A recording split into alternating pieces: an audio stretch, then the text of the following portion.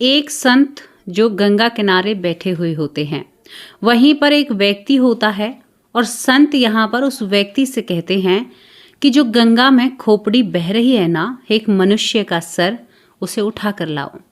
ये गृहस्थ आश्रम में रहने वाला व्यक्ति था। ये कहता है कि क्या मूढ़ा सठिया गया है, क्या इनका दिमाग काम नहीं कर रहा है। वो कहता है कि भगवान मुझे तो बहुत डर लगता है। एकदम संत चिल्लाते हैं, सुनाई नहीं देता, उठा कर लाओ, मुझे ये खोपड़ी चाहिए। यहाँ पर दोस्तों उस गृहस्थ आदमी से, जो गृहस्थ आश्रम में रहता है, संत भगवान उससे वो खोपड़ी उठवा कर मंगाते हैं। मंगाने के बाद जैसे ही वो गृहस्थ आश्रम वाला व्यक्ति उस खोपड़ी को रखता है जो मनुष्य की होती है, तो यहाँ पर वो एक सवाल करता है, भगवान आप इस खोपड़ी का क्या करोगे। तभी एक संत कहता है, यानी वहाँ पर जो संत थे वो कहते हैं कि इसका चूरा बनाऊंगा, इसे तुझ पर कुटवाऊंगा और फिर इसे हम दोनों बड़े स्वाद से पिएंगे, यानी इसका सेवन करेंगे। दोस्तों जैसे ही गृहस्थ आश्रम वाला व्यक्ति ये बात सुनता है, वो उल्टे पांव दौड़ लगा देता है और एकदम शोर मचाता है, अरे इस संत के पास कोई मत जाना, ये तो लोगों की हड्डियों को पीस कर पीता है। अरे ये बहुत डरावना बाबा है, इसके ऊपर तो कई काली शक्तियां हैं, ये इंसानों को पीता है, इंसानों को मारता है, इसके पास कोई मत जाना। लेकिन फिर भी मैं आपसे कहूं कि उस संत ने उस व्यक्ति का उद्धार किया। क्या सच में ही वो एक ऐसा संत था जो मनुष्यों की खोपड़ियों को या उनके हाड़ों को पीसकर पिया करता था? क्या ये बात इसी तरह थी? दोस्तों जब इस घटना को आप जानोगे ना, तो इसमें आपको बहुत सारी जानकारियां मिलेंगे। यहाँ पर इस संत ने एक ऐसा वरदान दिया इस गृहस्थ आश्रम वाले को कि इसकी काया ही पलट जाती है। ये पूरी घटना क्या होती है, इस घटना को जानने के लिए आपको हमारे साथ बनारस गाजीपुर जिले में चलना होगा। दोस्तों बनारस गाजीपुर जिले का एक गाँव होता है जहाँ से गंगा माँ बहती हैं।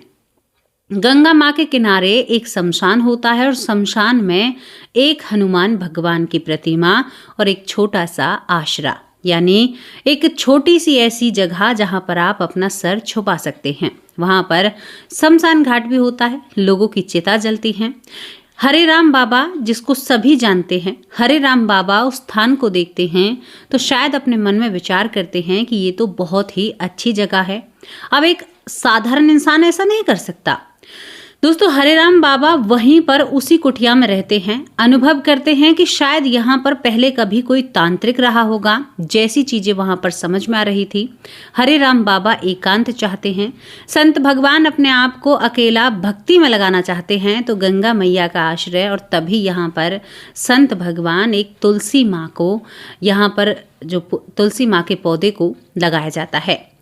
धीरे धीरे वक्त निकलता है। अब इसी गांव में एक परिवार होता है जहां पर श्री वास्तव जी, यानी हीरा राम वास्तव, जिनको संतान नहीं थी बीते करीबन 15 सालों से। यहाँ पर उससे डॉक्टरों ने भी कह दिया था कि भाई आप किसी बच्चे को जन्म नहीं दे सकते, कोई कमी है, कोई दिक्कत है, तुम्हें संतान नहीं होगी।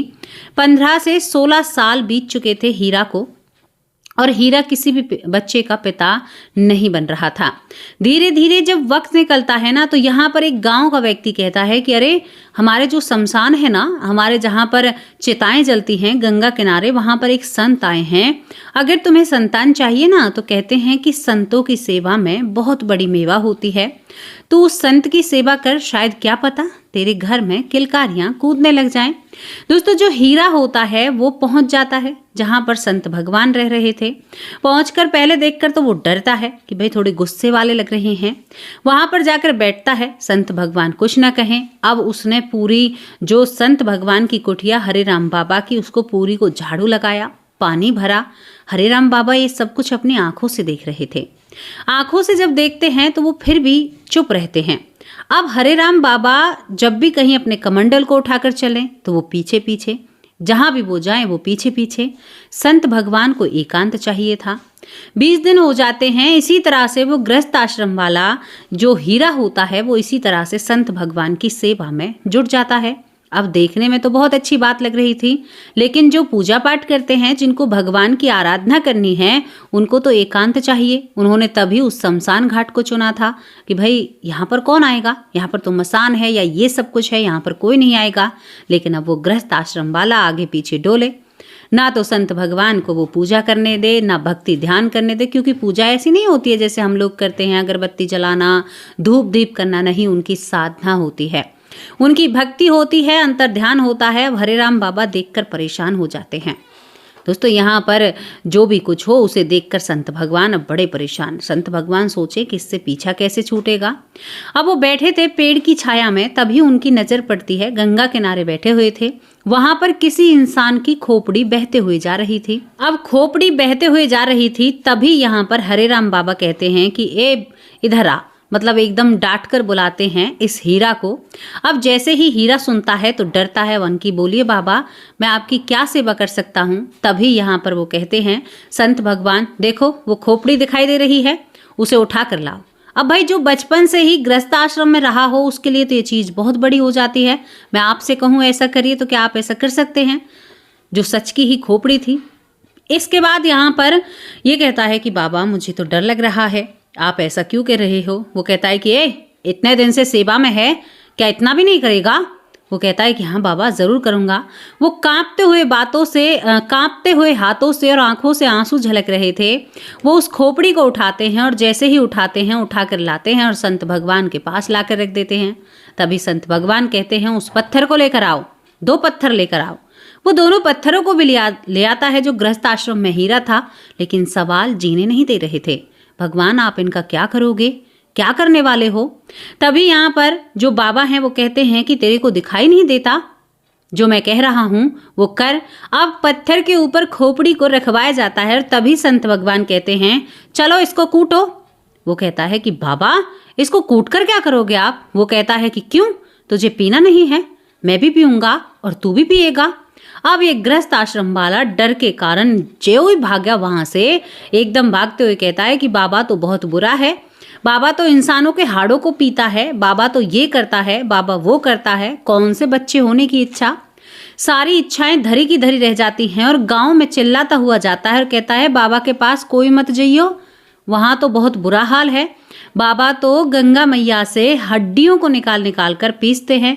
अब ये पूरा मिथ्या पूरे गांव में फैल जाता है। दोस्तों, जो लोग बाबा के सामने शीश झुकाया करते थे वो आना जाना बंद हो जाते हैं। यहाँ पर तभी संत भगवान हंसने लगते हैं। हनुमान भगवान से कहते हैं कि प्रभु मुझे माफ़ करना, मैंने जो काम किया है वो सही काम तो नहीं है, लेकिन ये मेरी पूजा आराधना या मेरी भक्ति में विघ्न डाल रहा था, जो मुझे मंजूर नहीं है। लेकिन भगवान मैं आपसे एक इच्छा कहना चाहता हूँ। शायद जो संत होते हैं ना वो भगवानों से इंसानों की तरह बात करते हैं। यहाँ पर हरे राम बाबा ने कहा कि मुझे पता है ये भक्त मेरी सेवा में लगा हुआ था और कोई ना कोई इनकी मनोकामना थी, और इसकी जो मनोकामना है वो इसे भगवान हनुमान भगवान आप ज़रूर पूरा करना। हे महावीर, आप उसकी इच्छा को ज़रूर ही पूरा करना। दोस्तों, यहाँ पर आना जाना संत के पास सभी का कम हो जाता है। हरे राम बाबा अपनी भक्ति में विलीन हो जाते हैं।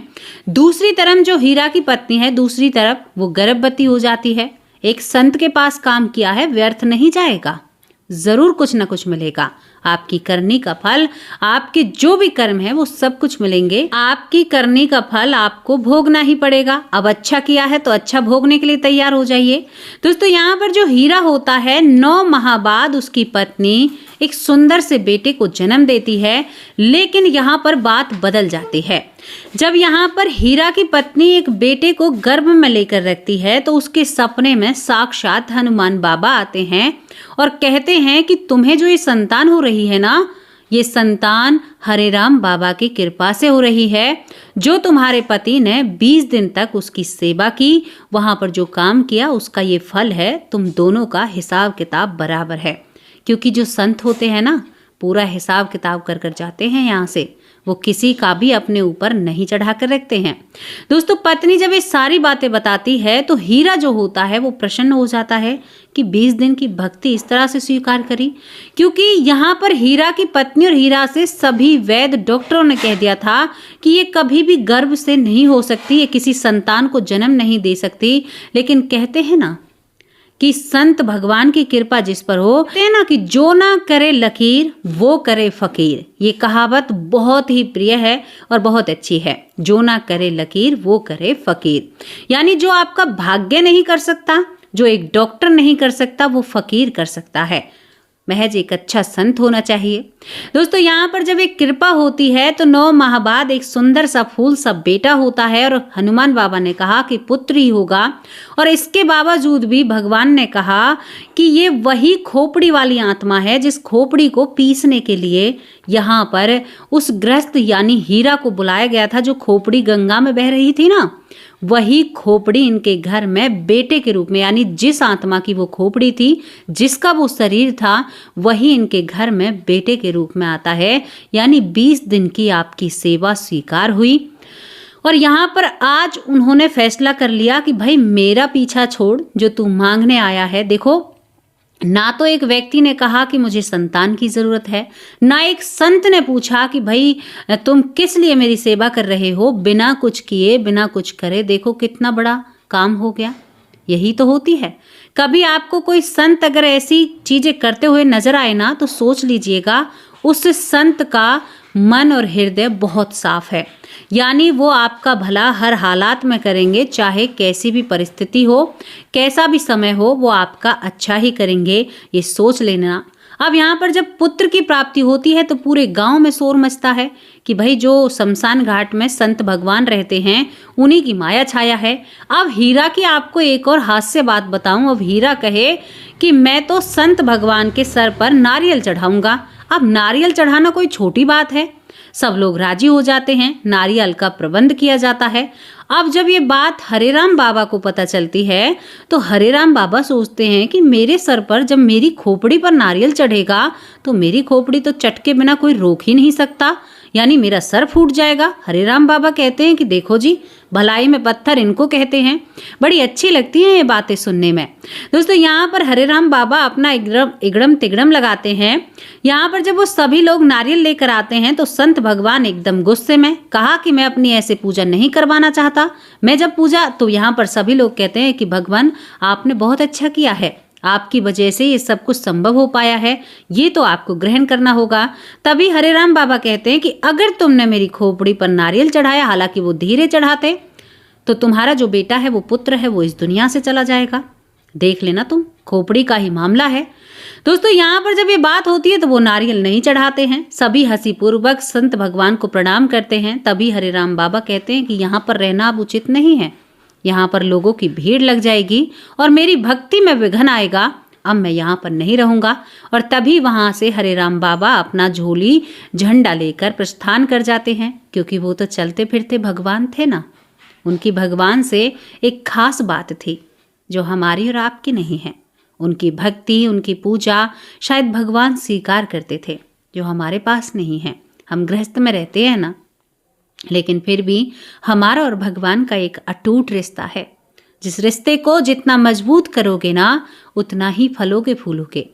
ये एक ऐसी घटना थी जिसे मैं सत्यता का प्रमाण दूंगी। ये सच्ची घटना है।